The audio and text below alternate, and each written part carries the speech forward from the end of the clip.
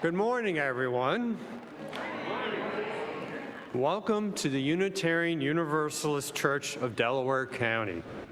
Each Sunday, we gather together in the sacred space to deepen our spirit, strengthen our connections, fight for justice, educate our children, and care for each other in times of difficulty. This Sunday, no matter where you are on your journey, whom you love, or the challenges you face, we're deeply grateful that you're here to join us in worship. This morning, I will be sharing the worship associate role with Daksha Nair, our newest worship associate. Welcome, Daksha.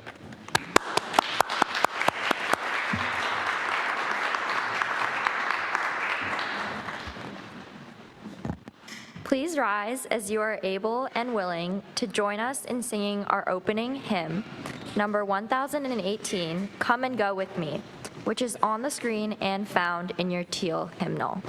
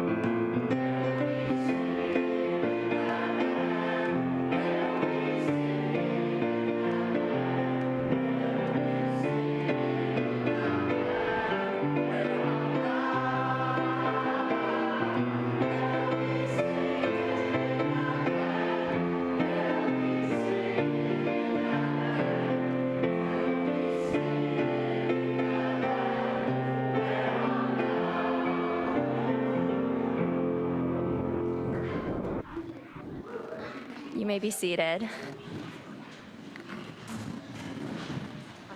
I would like to invite Ellie, Miriam, and Natalie Noble to light our chalice this morning as I share the following words from Heraclitus of Ephesus. Whoever wishes to know about the world must learn about it in its particular details. Knowledge is not intelligence. In searching for the truth, be ready for the unexpected. Change alone is unchanging. The same road goes both up and down. The beginning of a circle is also its end. Not I, but the world says it. All is one, and yet everything comes in season.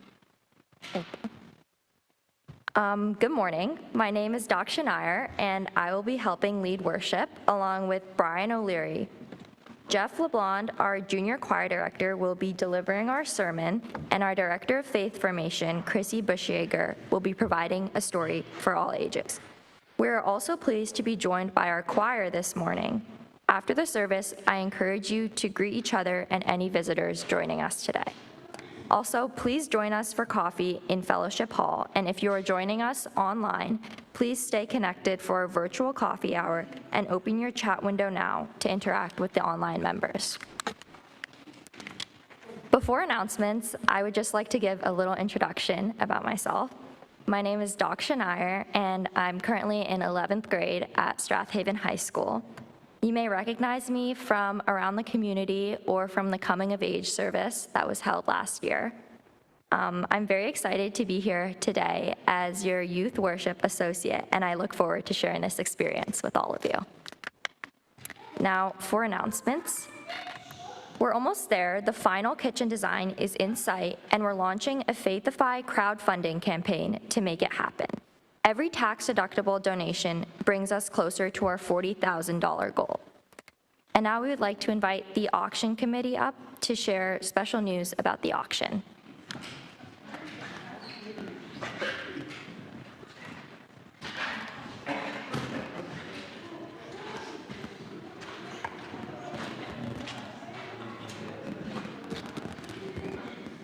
Okay, we're going to add some fun to the auction this year. Some funky fashion show fun.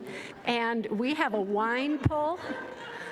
We have a wine pull that Jeanette is organizing. So if you are a wine drinker, please plan to buy a cork and see which bottle you won. We encourage people from 2 to 92 to wear a hat or a necklace or a funny outfit. And we're going to have a parade, we're going to have some jokes, and we're going to have some fun auctions. So please come at 5 o'clock on the 15th of March. Start nibbling the delicious foods that everybody's donating. Thank you in advance. And does anybody have another comment? I think we're... Be funky, yes. Channel your inner funkitude. Yes, March 15th. Yes, at 5 o'clock. See you then. Okay.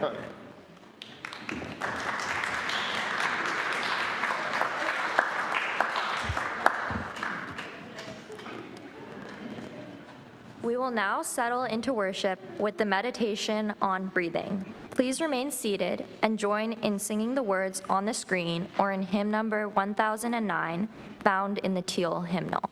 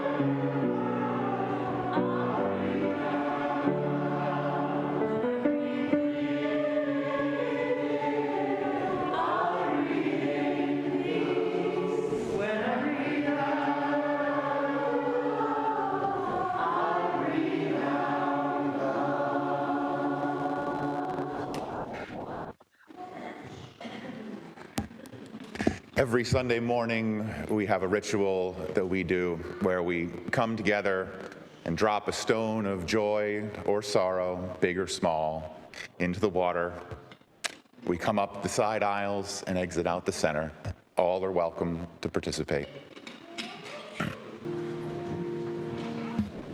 I dropped 2 final stones in the water for those of us who are with us on Zoom and for those who aren't with us for one reason or another.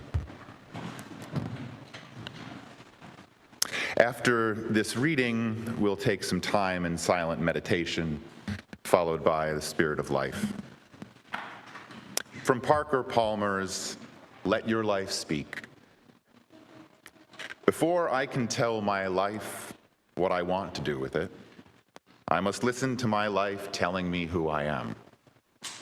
I must listen for the truths at the core of my being. Even as I listen to the truths, the world shouts at me. I must listen to my life and try to understand what it is truly about, quite apart from what I'd like it to be about. My life is not only about my strengths and virtues, it is also about my limits and my liabilities. If I am to let my life speak things I want to hear, things I would gladly tell others, I must also let it speak things I do not want to hear and would never tell anyone else.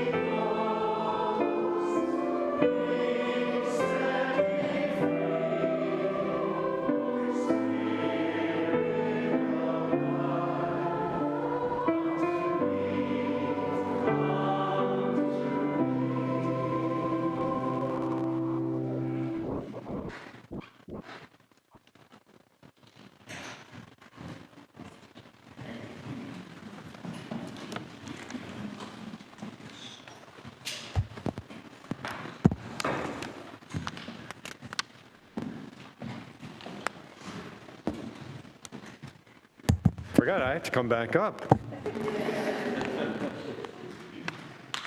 I'm covering the offering this morning.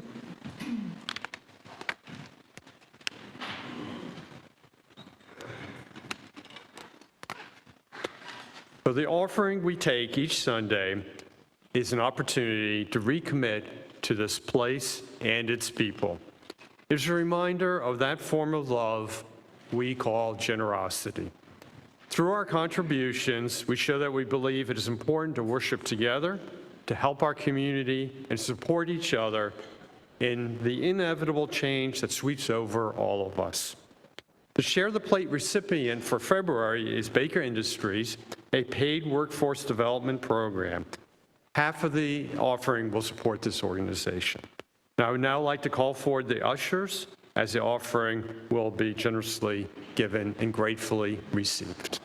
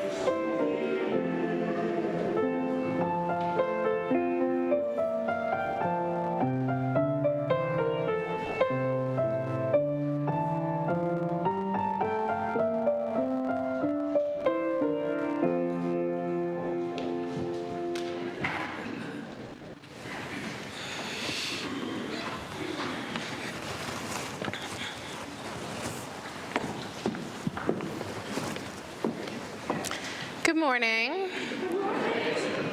So I have a story today about a little girl who is searching for a porpoise. Now, as you might know, a porpoise is a small mammal in the dolphin family.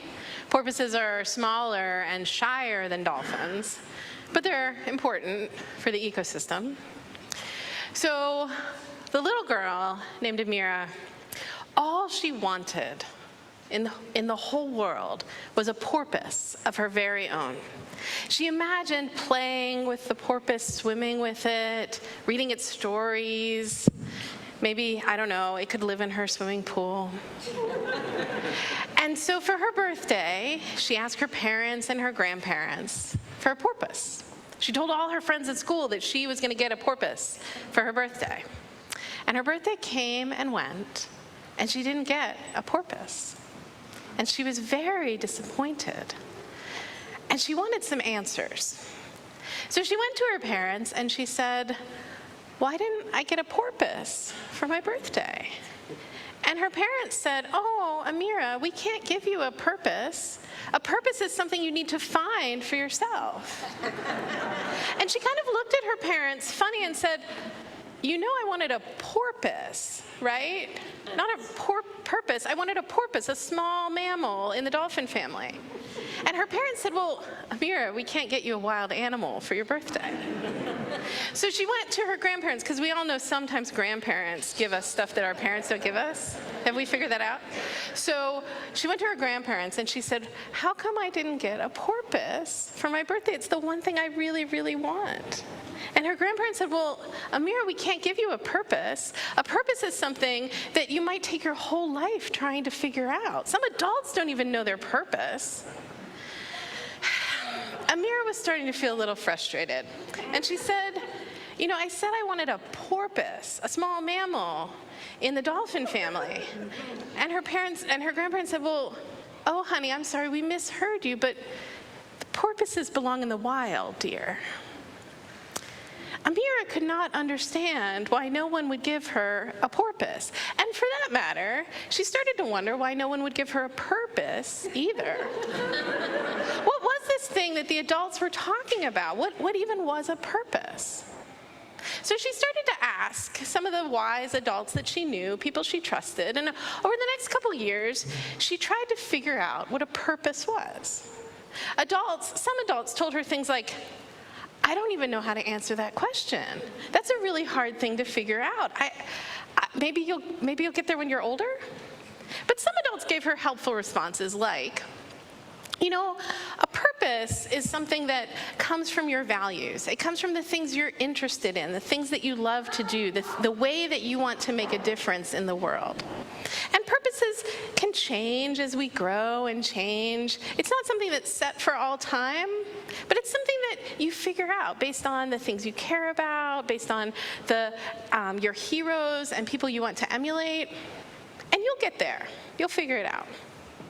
So Amira did. She started to really think and work on figuring out what kind of purpose she wanted for her life. She thought about the things she cared about, things like animals and their habitats. She thought about the things that she liked to do, things like learning new things and teaching things to younger children.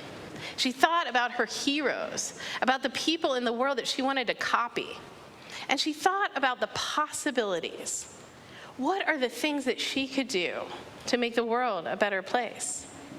And eventually, she came up with a purpose.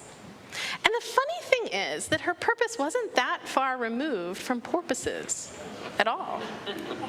You see, Amira realized that what she wanted to do with her life was to work towards helping people learn about caring for the environment.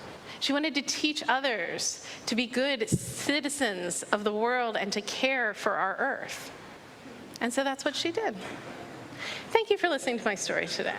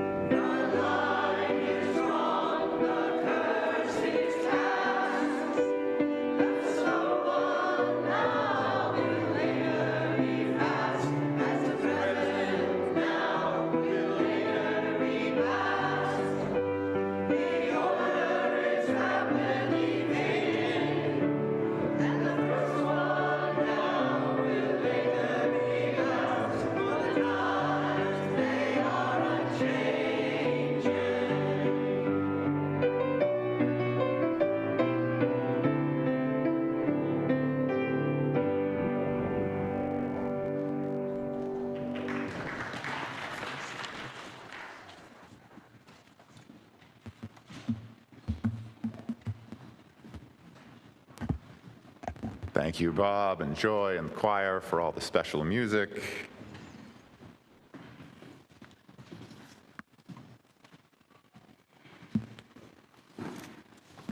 So the last time I officially preached a sermon was about 20 years ago, behind a very different pulpit. Though if you ask my family, they'll probably tell you I preach about 3 sermons a day, give or take.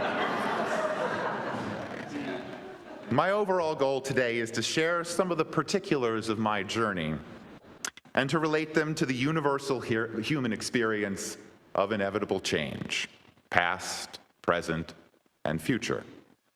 And I hope to convey the sentiment expressed by social justice activist Sophia Bush. You are allowed to be both a masterpiece and a work in progress simultaneously. About 27 years ago, while I was in music school, I began working as a music minister at a conservative evangelical church. The music program was large and vibrant, including a traditional service and a contemporary one. Each year, I wrote and directed a musical that was performed in the spring by about 100 kids and young adults. The debut musical I wrote was about the life of Jesus Christ. Hardly subtle, but I was 18, and it was pretty good. Then came Jonah, the whale-sized drama, and followed by Noah's aquatic saga. You could say I started with the greatest hits.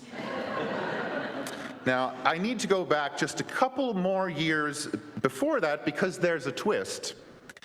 I wasn't actually raised in the church at all. Not even close. I attended maybe 3 Boy Scout Sundays in my childhood. My parents raised me with straightforward secular humanism, Carl Sagan over catechism. But then, in my rebellious late teenage years, I met a girl. She was a missionary kid, recently moved from far away, and cast as the angelic heroine in our high school musical, while I played the brooding villain. A match made in heaven, or so I thought. So head over heels, I dove into born-again Christianity, my ultimate act of teen rebellion. What better way to shock my parents than with conversion invitationals and baptismal vows? So for myself, a wide-eyed newcomer at the time, the biblical stories of Jesus and Jonah and Noah felt fresh, for a few years at least. But the human journey, like any good story, refuses to stay static. Mine was no exception. My earlier musicals wrapped biblical tales in bright, shiny bows. But by a few years later, I wrote my final one in that context, entitled The Things That Go Unsaid. Set in a youth choir, convenient, it was innocent and subversive. I gave voice to the secrets we'd been trained to swallow. This musical didn't just tug at religion's tidy wrappings. It consciously tore them open, revealing the messy contradictions. The kids would sing a song followed by a scene about family or school or church. A young girl crying in her bedroom as her parents, respected elders of the church, screamed at each other off stage like they did almost every night. Another song, and then a teenage choir member spoke with a friend about how boring the church hymns were and how much more they liked Nirvana, keeping it hidden under their bed so they didn't get in trouble. As you might imagine, this musical received mixed reviews, at best. But at that point on my journey, I was on my way to a different stage of life. I had been doing correspondence seminary courses for a couple years and would shortly be telling the church that I was moving to Boston to work full-time on my Master's of Divinity degree. When I attended Gordon Conwell, a conservative seminary, where doubt was framed as danger, I did all the required coursework, but 2 of the electives really stuck with me. The first was called Critiques of Christianity, It was essentially preparation for interactions with intelligent thinkers and instructions on how to bring them back into the fold. We read Freud, Nietzsche, Marx, and my favorite, John Hicks' God Has Many Names. The class did not effectively teach me to argue. Rather, I found myself in agreement with the critiques more often than not. By semester's end, I had unknowingly converted to universalism, a heretic in sheep's clothing. The second course that I'll never forget was called Religion in American Public Life, and it was at Harvard Divinity, a close friend of Unitarian Universalism. There, the professor, a scholar of religion's messy dance with power, issued a warning I've never forgotten. I'm paraphrasing, of course. It was something like, walk 2 blocks away to the marketing department. They're studying the same icons we are. Jesus, Gandhi, MLK, and Hitler. But their goal isn't wisdom. It's weaponizing charisma to sell us what we don't need. Brand loyalty that masquerades as belonging, and politics that preys on fear. 20 years later, his words feel less like prophecy and more like an autopsy. Religion reduced to a tool of manipulation, spirituality commodified. By the time I graduated, I was done with formal religion. I made a conscious decision to stop preaching and go searching, not so much for answers, but for better questions. The well-known quote by Rainer Marie Rilke became my creed. Be patient toward all that is unsolved in your heart, and try to love the questions themselves, like locked rooms and like books that are now written in a very foreign tongue. Do not now seek the answers which cannot be given to you because you would not be able to live them. And the point is to live everything. Live the questions now, and perhaps you will then gradually, without noticing it, live along some distant day into the answer. Little did I know, my body and mind would soon enroll me in a master class on living those questions. During seminary, my focal seizures intensified, though I didn't yet have any idea what they were.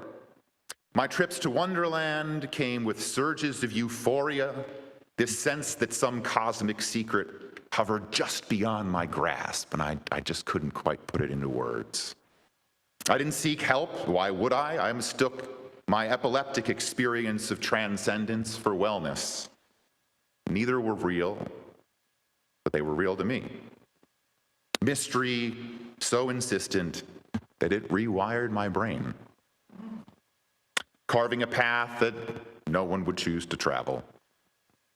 The following 15 years became my unwitting teachers, a gift I almost asked for, as I like to call them these days. Sometimes welcoming and even loving life's most profound challenges is the only way to the other side of them. An ambulance ride finally came with a diagnosis, years of medications that didn't work, side effects I couldn't handle. Then, with just a little hope remaining, brain surgeries were the roll of the dice I had left. During that desperate time, this community carried me through rewiring more than neurons, space to rebuild how I think, not just what I think. Recovery was not linear. Some days my mind felt like it was tuning itself note by note, and other days were just a cacophony. A side note to my Facebook friends out there, let's just disregard my posts from about 2018 to 2022. Brain surgery is the ultimate excuse for gloriously, messily being human. Meanwhile, as I went through this 15-year wild ride, our whole society's shared language was deeply fracturing. Our whole world. Social media, this era's Tower of Babel, turned dialogue into algorithms of outrage, profit over people, clicks instead of compassion. My mind's slow healing now mirrored a societal cry. How do we mend what's broken? That's a significant part of why I chose to return to formal religion, if that's what Unitarian Universalism is. Relationships and community, shared mythologies. Here I found a spiritual practice spacious enough for my questions and sturdy enough for our collective storms. Not a destination, but a journey we take together, transforming, stumbling, reaching again and again. Your incredible support reignited my sense of a calling and a purpose. To walk with others through their own unravelings and rebirths, trusting that meaning emerges in the walking itself. Unlike more rigid religious traditions, Unitarian Universalism doesn't ask us to trade curiosity for certainty. Our transformation thrives on questioning assumptions, on chasing perspectives. They might even unsettle us. But let's be honest. Even our beautiful ideals deserve some scrutiny, right? What if we offered a course called Critiques of Unitarian Universalism? I'm risking a rookie move here, right? But stay with me. This month, our theme is inclusion. And in that spirit, I have 3 related questions. And perhaps we could live our way into the answers together. Question 1. What things that go unsaid might linger in our own UU world? I might need to write a sequel. We are human after all, and even here we risk trading one set of taboos for another. Chapter 2 of the Tao Te Ching begins with, when people see some things as beautiful, other things become ugly. When people see some things as good, other things become bad. The second question, can our symbols, our traditions, and our practices, can they transcend the us and them? It's a tricky question in our time and place, and perhaps every time and place. Some of you may already know that the Social Justice Committee, along with Reverend Ed, has purchased a book for us to read together, Timothy Snyder's On Tyranny, 20 Lessons from the 20th Century, written in 2017. To quote that book, "For resistance to succeed, 2 boundaries must be crossed. First, ideas about change must engage people of various backgrounds who do not agree about everything. Second, people must find themselves in places that are not their homes and among groups who were not previously their friends." Question 3.